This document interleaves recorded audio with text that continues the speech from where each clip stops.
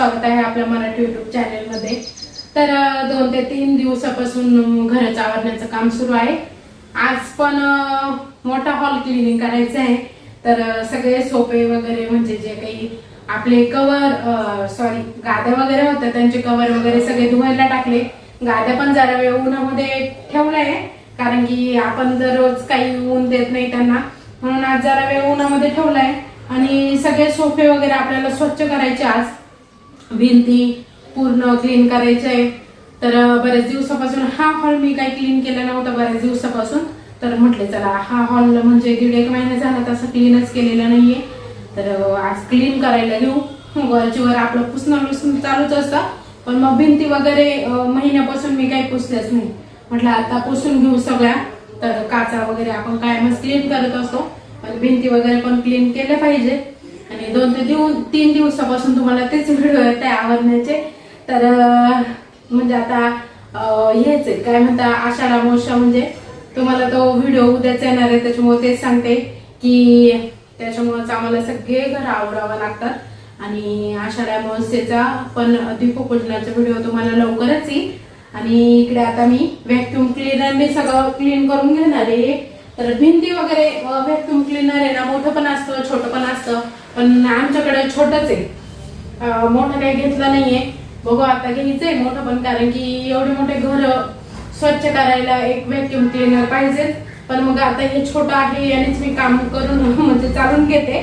तर हे काही सोप्यांच्या ज्या कडा वगैरे असतात ना त्या काही व्यवस्थित क्लीन होत नाही, किती पण झाडू वगैरे असं छोटी शिराई वगैरे किती पण क्लीन करायचा प्रयत्न केला तर होत नाही, म्हणून मग मी हा व्हॅक्यूम क्लीनरचा यूज करते।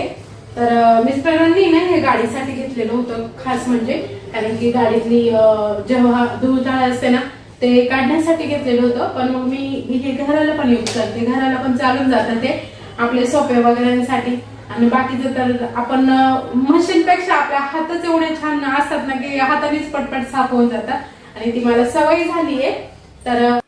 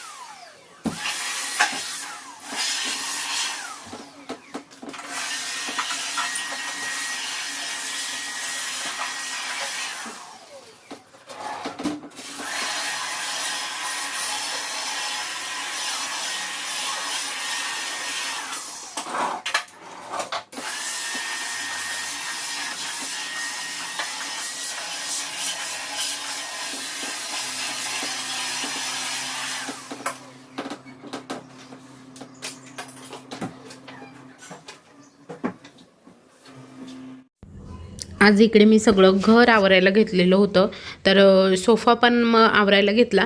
तर सोफ्यामध्ये पण थोडीफार धूळ वगैरे असतेच, म्हणून म्हटलं चला सोफाही स्वच्छ करून घेऊ। तर सोफ्याचे हायड्रोलिक जे होते ते तुटले, त्यामुळे मग ते काही व्यवस्थित उघडता येत नव्हतं। तर मिस्टरांनी त्याला गज वगैरे अटकून आणि तो हायड्रोलिकवाला सोफा करून आम्ही इतकं पस्तावलो आहे, कारण की जर ड्रॉवरचा सोफा केला असता ना, म्हणजे ओढायचे ड्रॉवर वगैरे, तर ते सोपं पडलं असतं आणि इझीही गेलं असतं।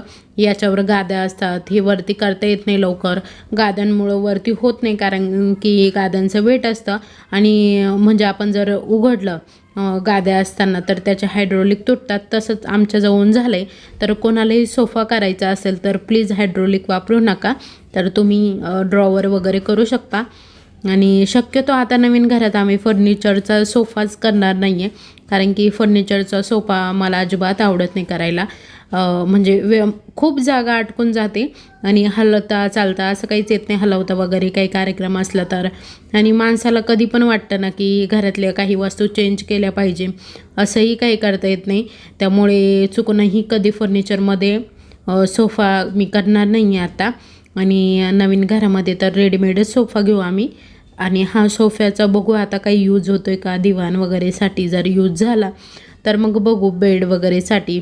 तर आता इकडे ना सगळी जी धूळ धाळ होती ती सगळी मी व्हॅक्यूम क्लीनरने क्लीन करून घेत होती. तर व्हॅक्यूम क्लीनरने माझं काम एकदम पटपट होत होतं, कारण की जी काही धूळ वगैरे असते ना मधली, म्हणजे अशी काढायला एकदम सोपी इझी होऊन जाते. कारण की जे काही असे बारीक बारीक फटींमध्ये धूळ कचरा वगैरे, मुलं काय करतात बिस्किट कुरकुरे खातात सोफ्यावर आणि ते ना सगळं सापटींमध्ये जाऊन बसतं, तर ते काही लवकर निघत नाही. तर मुलं तर एवढं सोफ्यावर काही खराब करत नाहीत, पण मग कधीतरी त्यांच्या खाण्यातून गेलं तर मग ते तिथं सांडलं वगैरे तर ते सगळं सोफ्यामध्ये अटकतं. तर ते सगळं म्हणजे क्लीन होऊन जातं. आणि आता इकडे मी सगळे कपडे सोफ्यामध्ये ठेवून देत होती. तर आमच्याकडे ना भरपूर असे सगळे आंथराई पांघरांचे कपडे आहे, ब्लँकेट वगैरे. तर हे सगळे ना जेव्हा सगळे रक्षाबंधनला दिवाळीला सगळे येतात ना त्यावेळेसच आम्हाला हे कपडे लागतात. तर मी हे सगळे मागे उन्हाळ्यामध्येच धुवून वगैरे ठेवलेले. तर हे सोफ्यामध्येच असतात आणि वर पण आमच्या अजून भरपूर सगळे कपडे बेडमध्ये. तर इकडे एक सोफा रिकामाच आहे, त्यामध्ये काही सामान ठेवत नाही, कारण की तोही असंच थोडासा त्याचा हायड्रोलिकचा प्रॉब्लेम झालेला आहे, त्यामुळे तोही जास्त काही उघडल्या जात नाही. तर त्यामध्येही असं जास्त काही सामान नाही आहे, थोडंफारच आहे. तर सोफे वगैरे क्लीन करून घेतले आणि खिडक्याही थोड्याशा क्लीन करून घेतल्या. खिडक्या पुसायच्या बाकी होत्या, फक्त धूळ वगैरे म्हणजे त्यामधली काढून घेतली आणि नंतर मग आहे ना सगळं झाडून झटकून जे काही जाळं वगैरे आलेलं होतं ते सगळं काढून घेतलं. तर एवढं काही आलेलं नव्हतं घरात, कारण की माझं वरच्यावरच चालू असतं झाडायचं काम. जेव्हा कुठे जाळं वगैरे दिसेल ते काढायचं, म्हणजे काढण्याचं काम. तर एवढं काही जाळं वगैरे दिसत नाही आहे घरामध्ये. तर जी काही धूळधाळ होती तीच फक्त झटकून वगैरे घेतली व्यवस्थित आणि त्यानंतर मग लगेचच भिंती वगैरे पुसण्यासाठी घेतल्या मी. तर व्हिडिओ थोडासा पटपट केलेला आहे, कारण की व्हिडिओ खूप मोठा झाला असता, त्यामुळे मग थोडासा फास्ट केलेला आहे. तर इकडे ना भिंती वगैरे पुसून घेतल्या मी. तर ओल्या कपड्यांनीच पुसलेलं होत्या, म्हणजे असं पावडर वगैरे असं काही वापरलेलं नव्हतं पुसण्यासाठी. तर फक्त पाण्याने स्वच्छ पुसून घेतलेल्या होत्या. आणि ह्या रूममध्ये ना अजिबातच फरची वगैरे धुता येत नाही पाण्याने, कारण की तुम्ही बघू शकता इकडे ना गहू भरलेले, जे काही तुम्हाला कोठ्या वगैरे दिसत आहे ना त्यांमध्ये सगळे गहू वगैरे भरलेले आणि एका कोठीमध्ये जे काही उन्हाळ्याच्या वाळवणीचं पदार्थांचं सामान असतं ते आहे. त्यामुळे मग ह्या रूममध्ये अजिबातच पाणी म्हणजे असं पाण्याने वॉश करता येत नाही, त्यामुळे मग नुसतं पुसूनच घ्यावं लागतं. आणि फर्निचर पण आहे, तर उतर पूर्ण असा फर्निचर खाली आहे पाण्याचा, त्यामुळे सगळं पाणी फर्निचर खाली घुसतं आणि फर्निचर लगेच असं फुगायला सुरुवात होती. त्यामुळे मग बाहेर पण असं ऊन नाही आहे की इथली फरची मला क्लीन म्हणजे असे पाण्याने धुता वगैरे येईल, म्हणून मग मी काही धुतली नाही, फक्त पुसून वगैरे घ्यायची होती मला. मग मी त्या अगोदर सगळ्या खिडक्यांच्या काचा वगैरे आणि सगळ्या भिंती वगैरे क्लीन करून घेत होती. तर हा रूम पण खूप मोठा आहे क्लीन करायला, म्हणजे अक्षरशः हात खालीवर करून दुखायला लागतात संध्याकाळी एवढं सगळं क्लीन झाल्यावर. आणि खिडक्या वगैरे मी सगळ्या ओल्या कपड्याने पुसून घेतल्या. त्यानंतर आहे ना छान असा स्प्रे मारूनही नंतर क्लीन करून घेतल्या. पण मग अगोदर जी काही धूळधाळ होती ती कपड्यांनी क्लीन करून घेतली. तसं खिडक्यांचं वरचेवर पुसणं चालूच असतं, त्यामुळे खिडक्याही जास्त काही खराब झालेल्या नव्हत्या.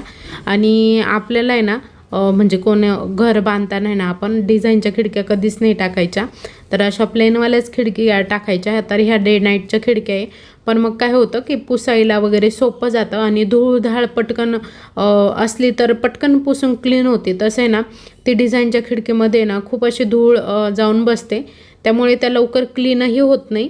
तर आता इकडे छान असं सगळी म्हणजे एक साईडची तर भिंत झालेली होती, आता दुसरी ही भिंत मी क्लीन करण्यासाठी घेतली. तर काही ठिकाणी ना थोडीशी जो काही कलर होता तो असा पाण्यामुळे ओला आली ना, तर असा पूर्ण ओला दिसत होता आणि थोडा फुगलेला पण होता. पण मग तिथला कलर मी काही जास्त पुसला नाही, कारण की तो पुसला असता तर निघून गेला असता. पण मग तो कलर असा आहे ना की त्यातलं पाणी सुकलं की तो कलर पुन्हा जसा आहे तसं होऊन जातो, त्यामुळे तिथं काही मी जास्त पुसलं नाही. आणि त्यानंतर मग इकडे सगळं काचा वगैरे क्लीन करून घेतल्या आणि खिडक्या बाहेरूनच धुवून जाता, कारण की ज्यावेळेस पाऊस येतो ना त्यावेळेस खिडक्यांना पाणी लागतं, त्यावेळेस खिडक्या आपोआप धुवून जातात. तर आता मागे जोराचे पाऊस झाले ना त्यावेळेस सगळं खिडक्यांना पाणी लागलं, तर सगळे जाळ्या वगैरे सगळं क्लीन होऊन गेलं होतं. आणि आता मी इकडे सगळं क्लीन करून घेतलेलं होतं. आज हा हॉल आवरायला मी अजिबात म्हणजे सकाळी सकाळी सुरुवात केलेली नव्हती. मग शिवला स्कूलला काढून दिलं 11 वाजता. अंशूलाही सकाळी स्कूल होती, तर ती 8ला गेली का 11 वाजता येते आणि शिव 11ला गेलं की 5ला येतो. तर शिवला स्कूलला वगैरे काढून दिलं, जेवणं वगैरे केले, व्हिडिओ एडिट केला आणि त्यानंतर मग मी आवरायला घेतलेलं होतं. कारण की सकाळी सकाळी जर आवरायला घेतलं ना मग बाकीचे कामंही साईडला राहून जातात. त्यामुळे मग इकडं सगळं आता दुपारनंतरच मी सुरुवात केलेली होती आवरायला. आणि जेवल्यावर तर खूप जास्त कंटाळा येतो आवरायचा. तर तसंच मला आज झालेलं होतं, पण मग आज आवरायचंच होतं म्हणून म्हटलं चला आज फायनली आवरूनच घेऊया. कुठेतरी अशी डोक्यात टकटक असते, आज आपलं आवरून झालं पाहिजे असं वाटत असतं. म्हणून मग मी पटपट हात चालवला आणि सगळं काम पटपट असं फिनिश केलं. तर इकडे दरवाजे वगैरे सगळं क्लीन करून घेतलं. तर मला तो दुसराही दरवाजा बाहेरून क्लीन करायचा होता, पण तो मला काही उघडतच नव्हता, कारण की तो पावसामुळे थोडासा फुगला आहे. त्यामुळे तो काही लवकर उघडल्याच जात नव्हता आणि मिस्टरही नेमकी बाहेर गेलेले होते, त्यामुळे तो काही माझ्याकडून उघडल्याच गेला नाही. तर सोफे वगैरे क्लीन झाल्यानंतर आहे ना बाहेर थोडंसं आहे ना बुरबुरे यायला लागलेली होती पावसाची. त्यामुळे मग मी गाद्या लगेच मध्ये आणून घेतल्या आणि लगेचच मग इकडे पुन्हा इकडची भिंत क्लीन करायला घेतली. आता 2 साईडच्या भिंत झाल्या होत्या, अजून 2 साईडच्या भिंत बाकी होत्या पुसायच्या. तर इकडनं आता सगळं पुसून वगैरे घेतलं. तर भिंती वगैरे जास्त काही खराब झालेल्या नव्हत्या, कारण की मुलं आहे ना खरंच शिव आणि अंशू कधीच असं पेन्सिलने किंवा पेनने असं भिंतीवर रेखाटते नाही, काही लिहिती वगैरे नाही. तर त्यांना असं म्हणजे एकदा दोनदाच सांगितलं की भिंतीवर काही लिहायचं वगैरे नाही, म्हणजे त्यांनी कधी असं लिहिलंच नाही. तर त्यामुळे भिंती एकदम स्वच्छ राहतात. नाही तर घरात लहान मुलं असली ना तर सगळ्या घराच्या भिंती ना, मी काही काही घरांमध्ये बघते सगळ्या घरांच्या भिंती अगदी रंगवलेल्या असतात, पण असं आमच्या घरात तर कधी घडलंच नाही आहे, कारण की शिव आणि अंशूने असं कधी केलंच नाही आहे. त्यांना एकदा सांगितलं की त्यांना म्हणजे बरोबर समजतं आणि ते फक्त त्यांच्या वहीवर पाटीवर काय रेखाटायचं तेवढं रेखाटतात. बाकी असं भिंती वगैरे काही खराब वगैरे करते नाही. तर आता इकडची सगळी भिंत वगैरे क्लीन झाली. त्यानंतर मग इकडे जे काही फर्निचर वगैरे होतं ते मी क्लीन करून घेतलं. तर ते झाडं वगैरे मी आदल्या दिवशी धुवून वगैरे ठेवलेली होती, त्यामुळे ते काही धुवायचे नव्हती, फक्त मग खालचं जे काही होतं ते पुसायचं वगैरे होतं. आणि एक ताईंनी मला विचारलं होतं की ताई तुम्ही कोठ्या आहे गव्हाच्या या किती रुपयांना घेतला आहे. तर ती 2000 रुपयांची एक आहे, तर 4000च्या 2 अशा आम्ही घेतल्या. कारण की गहू साठवण्यासाठी आम्ही प्लॅस्टिकचे जे काही आपले असतात प्लॅस्टिकचे मोठे डबे वगैरे, त्यांना टिपाड म्हणतो आम्ही आमच्याकडे, तर ते यूज करतो. पण मग ते ना म्हणजे असे काही कालांतराने त्यांना चीर वगैरे जाते, मग ते यूज करण्यापेक्षा मग हे म्हणजे असं छान आहे की भरपूर दिवस जाईल. आणि त्यानंतर मग इकडे फॅन क्लीन करण्यासाठी घेतलेले होते. म्हणजे एकाच हॉलमध्ये 4 फॅन क्लीन करायचे म्हटल्यावर अक्षरशः मानपाट एक होते. तर 4ही फॅन क्लीन करून घेतले. तर उभं राहण्यासाठी ना मी लाकडी खुर्ची आणि त्यावर आहे ना छोटासा टेबल आहे तो यूज केला. तर तोच मी दरवेळेस यूज करते, कारण की एवढी फॅनपर्यंत हाईट पुरत नाही. त्यानंतर छान अशी लादी पुसून घेतली. सगळं घर क्लीन झाल्यानंतर तर लादी आज मस्त हातानेच साफ केली. रोज तर मी पोछाच यूज करते, पण म्हटलं आज मस्त हाताने साफ करूया. हाताने साफ केली की छान पण वाटते आणि एकदम चमकते पण. तर इकडे छान अशी हाताने मी लादी क्लीन करून घेतली.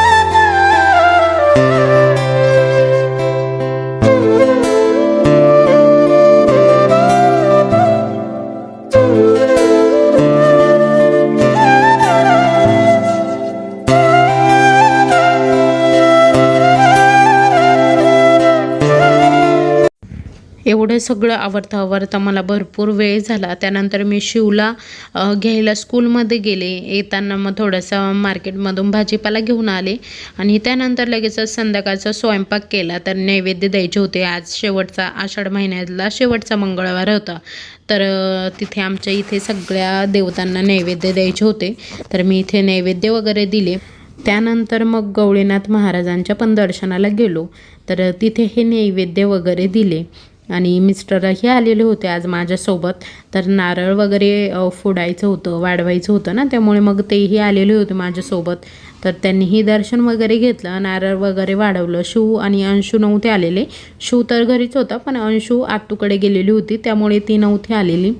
तर आषाढ महिन्यातले 4ही मंगळवार किंवा शुक्रवार असे नैवेद्य द्यावं लागतात. आणि मंदिरातून आल्यानंतर इकडे सगळ्या कपड्यांच्या घड्या वगैरे घालायला मी सुरुवात केलेली होती. तर भरपूर असे कपडे आज धुतलेले होते. तर मशीनमध्येच लावलेले होते सगळे कपडे धुण्यासाठी, कारण की 2 ते 3 दिवसापासून घर आवरत होते ना, त्यामुळे मग कपडे होते. तर सगळे कपडे मी मशीनमध्येच धुतलेले होते आणि ते नंतर संध्याकाळच्या वेळेस छान असे घड्या वगैरे करून ठेवले. पडदे वगैरे लावायचे बाकी होते, तर ते आता नंतर लावेल. आजचा व्हिडिओ इथे संपवते. तर तुम्हाला सगळ्यांना कसं वाटलं आजचा व्हिडिओ ते कमेंटमध्ये नक्की सांगा. आणि व्हिडिओ आवडला असेल तर लाईक करा, शेअर करा, सबस्क्राईब करा आणि कमेंट करायला विसरू नका. Bye bye.